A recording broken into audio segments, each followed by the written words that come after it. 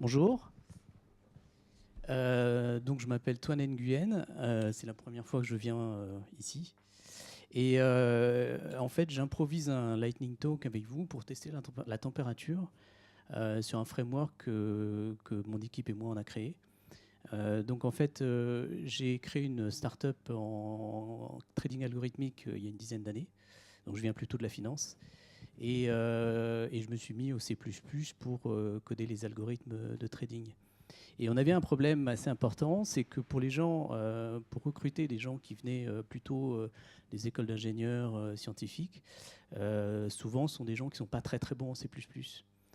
Et donc j'ai pensé à une chose, c'était de transcrire en fait du code R en C++.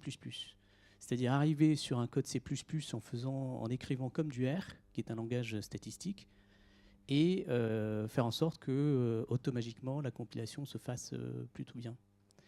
Donc ça a été le projet dans lequel l'un des projets qu'on a eu. Et là, ce que je voulais tester avec vous, c'était un peu la température, savoir si vous trouviez que c'était intéressant ou pas, et si éventuellement ça valait le coup que je l'ouvre en open source. Alors, je ne sais pas s'il y a des gens qui connaissent R. Non? Bon. Ouais.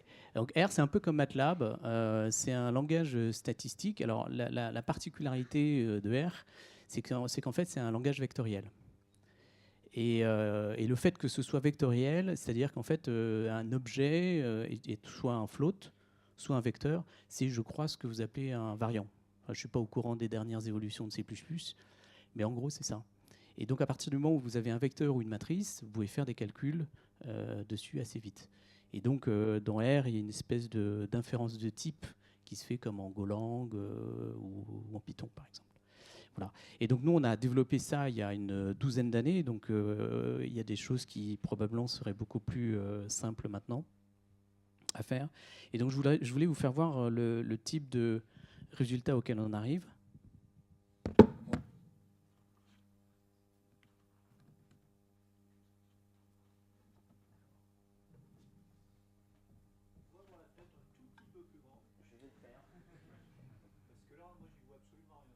Ok. Faut que j'arrive à trouver le. Moi, je crois que c'est ça. Est-ce que c'est mieux? Ah, Vim, c'est magnifique. Alors, en fait, je vais vous montrer le Hello World de la finance. Donc, c'est par exemple le pricing d'un call et d'un put. Donc, je ne sais pas si vous savez un petit peu ce que c'est. Non, personne? D'accord. Donc c'est un instrument financier en fait qui paye. En fait, on prend une action qui s'appelle qu'on appelle S. On fait vibrer en fait cette action avec un Monte Carlo de façon aléatoire avec une certaine dynamique. Et après, on regarde à l'arrivée, on fait la moyenne d'une formule qui est max de S moins K, K étant ce qu'on appelle le strike price, 0. Donc en fait, c'est ce que vous voyez ici. Ça, c'est vraiment la formule mathématique du call. C'est max de S moins K, 0. Et on prend sa moyenne. Et après, là, c'est juste une actualisation par le temps, suivant la maturité de l'instrument. Et donc, ce qu'on avait réussi à faire, c'est que on décrivait en fait S de t. Donc t va varier avec le temps. Ça va être le Monte Carlo qui va diffuser. Donc ça, c'est un vecteur. Et ça, l'inférence de type fait que c'est un float. On a donc le K qui va être S de K. S0, c'est le spot initial, c'est-à-dire l'action, le niveau initial de l'action à partir de laquelle se fait la diffusion. Et après, on a des paramètres de diffusion, je ne vais pas rentrer dans les détails, et 0 qui est égal à 0. Et là, le nombre d'itérations sur le Monte Carlo. Et alors donc, en fait, ce que l'on fait ici, c'est que on utilise donc toute cette syntaxe-là, GBM, min, exp, min, pmax, etc. Ce sont que des mots qu'on a recopiés de R. Et donc là, GBM, c'est le Geometric Brownian Movement, le mouvement brownien géométrique. qui part de S0 avec une diffusion, avec un taux d'intérêt R et une agitation, une entropie sigma, avec une maturité T, et on fait diffuser n fois. Et donc, ensuite, on fait diffuser le Monte Carlo. Alors, juste pour vérifier, on regarde la moyenne du spot futur, et la moyenne de ça va donner ce qu'on appelle en finance le forward. Alors, ce qui est intéressant, en fait, c'est qu'ici, mine de ST, en fait, c'est une moyenne d'un vecteur de 10 000 éléments. Et ensuite, après, on applique simplement la formule mathématique, ici, donc exponentielle de moins RT, qui est l'actualisation, et donc c'est ça qui est intéressant, puisque c'est ça qui est vraiment la formule mathématique, la moyenne d'un vecteur, d'un max parallélisé, c'est pour ça qu'il y a un Pmax au sens de R, d'un vecteur de 10 000 éléments, moins K une constante. Et donc, en fait, la constante est parallélisée aussi, enfin, en quelque sorte, puisqu'en fait, c'est K qu'on enlève à chacun des éléments du vecteur ST, virgule 0, et ici, on a un scalaire. Voilà. Donc, on fait ça pour le call, on fait ça pour le put, ce qui est en gros l'inverse sur l'opposé sur K, ST et K, et ensuite on imprime. Voilà. Et donc ça, c'était effectivement, on avait développé ce framework surtout pour faire de la finance, mais évidemment, on a encapsulé en fait tout ce qui était toutes les fonctions mathématiques, et on a notamment pris par exemple tout ce qui était dans la GSL, la GNU Scientific Library, pour pouvoir remettre en fait par exemple toutes les fonctions mathématiques classiques et les remettre en parallèle à la sauce R. Voilà. Et donc ça permettait aux gens qui nous rejoignaient sur la partie quantitative de pouvoir rentrer en fait dans C++ sans avoir à faire de new. Il n'y a aucune instanciation de mémoire, sans avoir à trop se préoccuper des types, puisque l'inférence de type se faisait naturellement. Et à la rigueur, presque dans certains cas, pouvoir prendre un code R qui est similaire à MATLAB, en fait, et le recopier, c'est similaire conceptuellement, et le recopier, le mettre dans du C++ et pouvoir compiler et ainsi accélérer Alors ça nous permettait plusieurs choses, c'est accélérer la productivité de la recherche, d'une part, et d'autre part aussi minimiser les erreurs, puisque là, on est dans un environnement assez fermé, on a des formules mathématiques, et donc c'est beaucoup plus facile à débugger. Voilà, et donc je voulais savoir en fait si vous aviez, vous pensiez qu'il y avait un intérêt éventuel, sachant que ça a été développé en GCC 4.8, donc ça date d'il y a un certain temps, que voilà, il y a pas mal de dev à faire pour remettre un petit peu à niveau le code. Il y a certainement des maladresses à l'intérieur, et tout ça est fondé sur du template programming. Voilà, merci.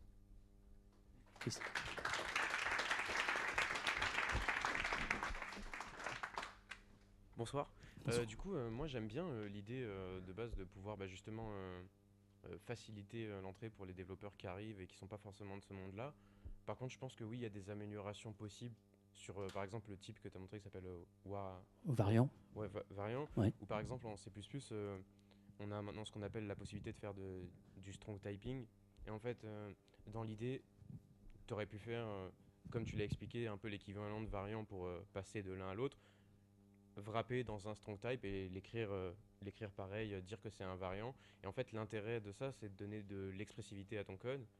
Et donc, du coup, la personne qui vient du monde des mathématiques et qui va lire de façon expressive ton code et sera aussi, d'un autre côté, dans la code base C++, finalement bien wrappé comme le C++ moderne le permet. Et du coup, doublement, tu vas intéresser ceux qui arrivent et tu auras une code base qui sera un peu plus... Alors, en fait, je pense que tu as une remarque très pertinente.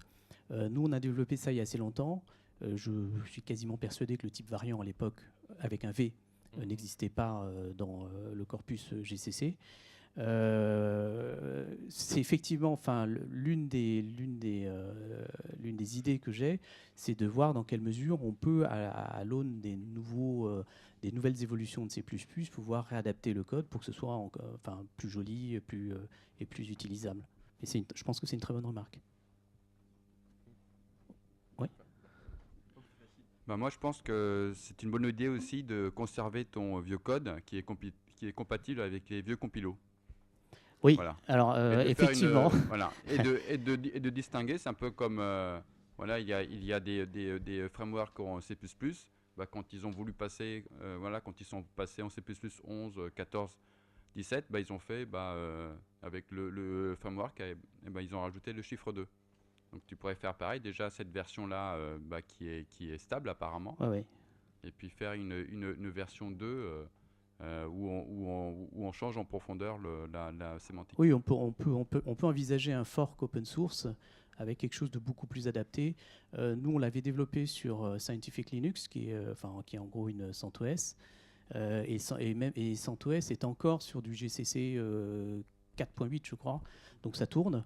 Mais dès qu'on passe à du Ubuntu, qui est sur du GCC 7 et des bananes, il y a tout qui casse. Et effectivement, c'est du code de production, puisqu'avec ce type de code, en fait, je fais tourner des algorithmes qui génèrent à peu près $1 milliard de threads par an. Donc il y a énormément de volumétrie. Et donc c'est vrai que je ne peux pas me permettre pour l'instant de trop changer trop de choses rapidement. Je sais pas si les gens de QuantStack sont dans la classe. J'ai pas entendu, pardon. Si les gens de QuantStack sont ici. Mais ils font un truc qui s'appelle Extensor en C++. Et en fait, l'idée, c'est de prendre un peu je sais pas si vous connaissez NumPy en Python. Oui. En fait, on peut exprimer ce genre de choses, c'est-à-dire qu'on a un type de tableau à n dimensions qui peut être creux ou pas, etc. On applique des formules, enfin des trucs type min, etc. Et en fait, ils font tout pareil en C++ avec Explosion.net et tout ce qui va bien pour justement générer le code le plus rapide possible. Et je pense qu'il peut être intéressant si vous voulez passer sur un truc un peu moderne, c'est de regarder ce que ces gens-là ils font, éventuellement les contacter. Dans NumPy ? Non, dans QuantStack justement. La lib s'appelle Extensor en C++, qui vous permet en fait justement de décrire des types avec des tableaux comme ça, de faire des expression templates dessus, d'appliquer des mines, enfin sur les tableaux et tout. Donc on peut le voir comme un NumPy en C++. Je pense que c'est un peu triché de dire ça, mais juste pour comprendre l'idée.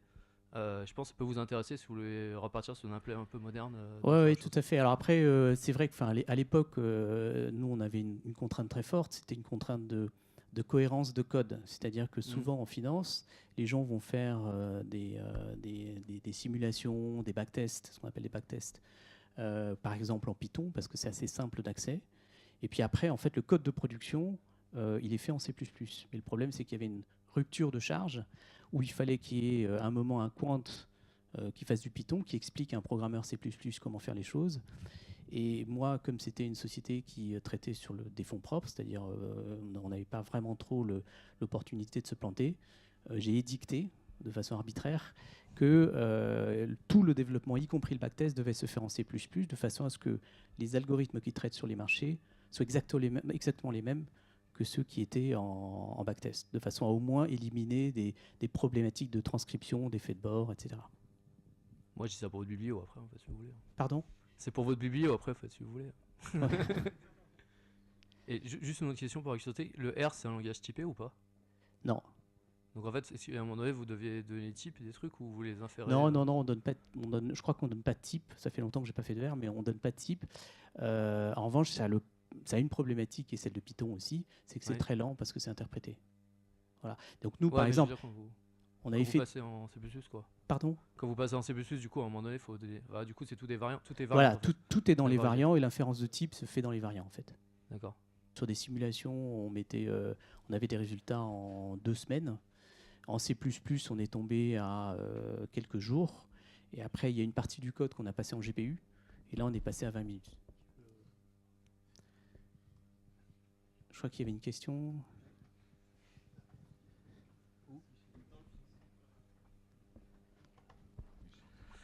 Oui, bonsoir. Je fais du guide algorithmique depuis longtemps, on va dire. D'accord. Je pense qu'il faut effectivement tout faire en C++ sans aucune exception, parce que R ou d'autres trucs, MATLAB, c'est très très lent. Ouais. Et dans ce genre de trucs, on a besoin d'être extrêmement rapide.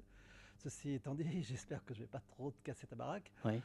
Mais il y a un problème majeur dans tout ce que tu as dit, qui n'est pas un problème C++. Les distributions boursières sont absolument pas des distributions standards.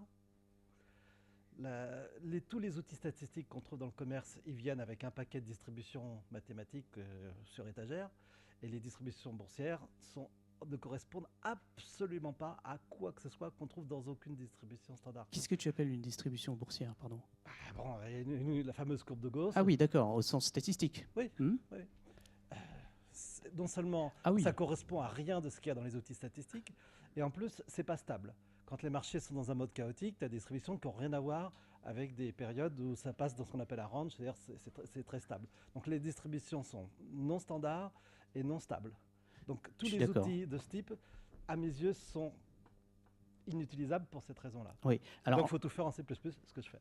Alors en fait, là, ce que j'ai montré, c'est le Hello World du pricing. Donc évidemment, il y a une loi log normal, une distribution log normal, etc. Effectivement, c'est très peu applicable en finance parce que ça fait des raccourcis énormes, et je te rejoins là-dessus. Après, derrière, nous, on ne traitait pas sur du Black-Scholes ou du Monte-Carlo classique, évidemment. Mais enfin, c'était surtout un toy project pour montrer comment ça se passait, et surtout pour dire que derrière, tout était applicable sur de la finance ou autre chose.